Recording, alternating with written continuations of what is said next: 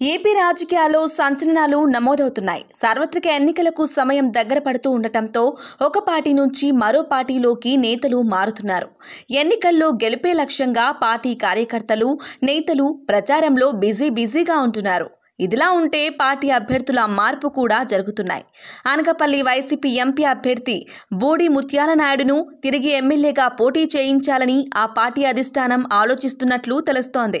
ఇక్కడ కూటమి అభ్యర్థి సీఎం రమేష్ ఆర్థిక అంగబలాన్ని ఆయన తట్టుకోలేకపోతున్నారని టాక్ వినిపిస్తోంది.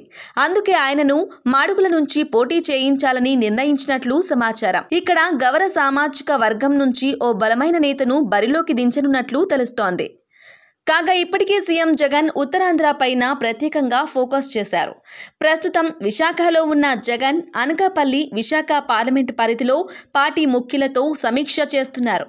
ఉమ్మడి విశాఖ జిల్లాలో 2 ఎంపీ, 15 అసెంబ్లీ స్థానాల్లో గెలుపు దిశగా వ్యూహ రచన చేస్తున్నారు. అందులో భాగంగా అనకాపల్లి ఎంపీ సీటు పైన కొత్త ప్లాన్ అమలు దిశగా అడుగులు వేస్తున్నారు. కూటమి నుంచి సీఎం రమేష్ పోటీలో ఉన్నారు.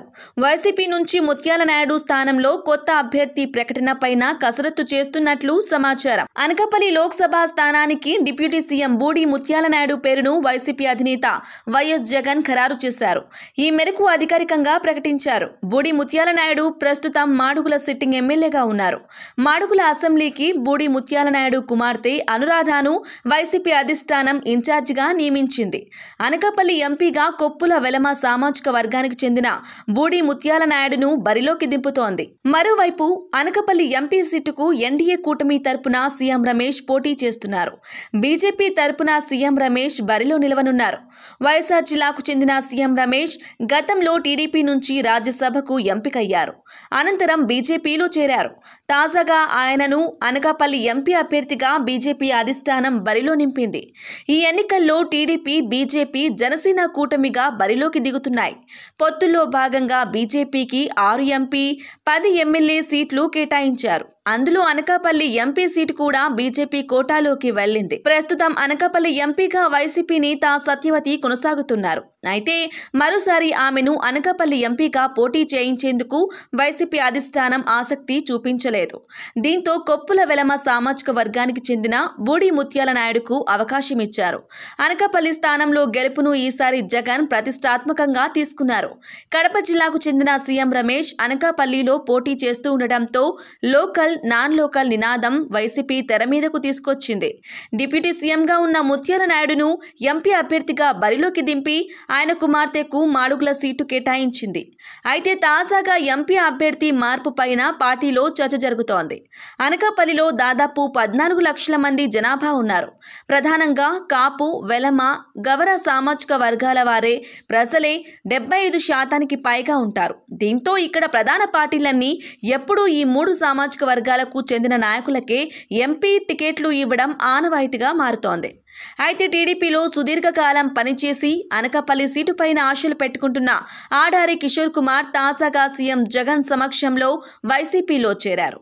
సమైకాంధ్ర ఉద్యమం సమయంలోనూ కిషోర్ కుమార్ కీలకంగా వ్యవహరించారు. ఏపీ ప్రయోజనాల విషయంలో తమ వాదన వినిపించారు.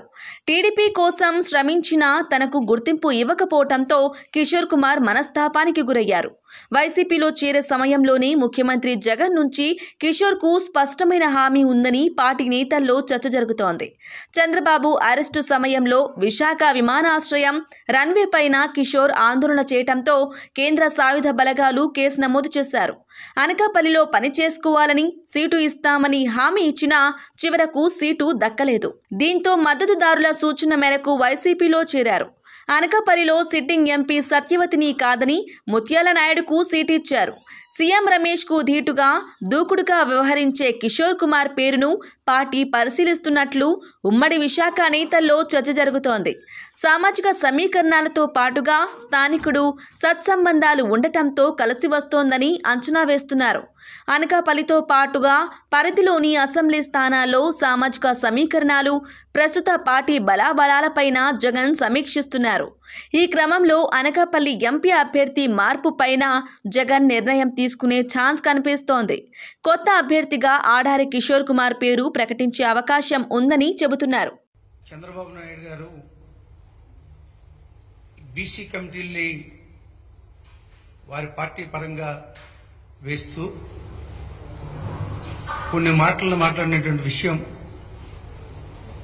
మా దృష్టికి వచ్చింది. చంద్రబాబు నాయుడు గారు ఈ రాష్ట్ర ముఖ్యమంత్రిగా పరిపాలన చేసిన వాళ్ళు కూడా బీసీలని ఏ విధంగా వాడుకుని వదిలేశారో ఇది రాష్ట్ర ప్రజలందరికీ కూడా తెలిసినటువంటి విషయం. ఈ నూతన ఆంధ్రప్రదేశ్కే కాదు, ఉమ్మడి ఆంధ్రప్రదేశ్లో తన పరిపాలన చేసినప్పుడు కూడా తన మాటలు నేను చూస్తూ ఉంటే దెయ్యాలు వేదాలు వల్లించినట్లుగా అనిపిస్తా ఉంది. మా తాతలు నేతలు తాగారు, మీరు మా మూతులు నాకండి అని చెప్పి అనేక సందర్భాల్లో వారు ఈ రాష్ట్రాన్ని పరిపాలిస్తున్నప్పుడే జరిగినటువంటి సంఘటనలు అనేకమైనటువంటి ఉన్నమైన సంగతిని తెలియజేస్తున్నాను నేను.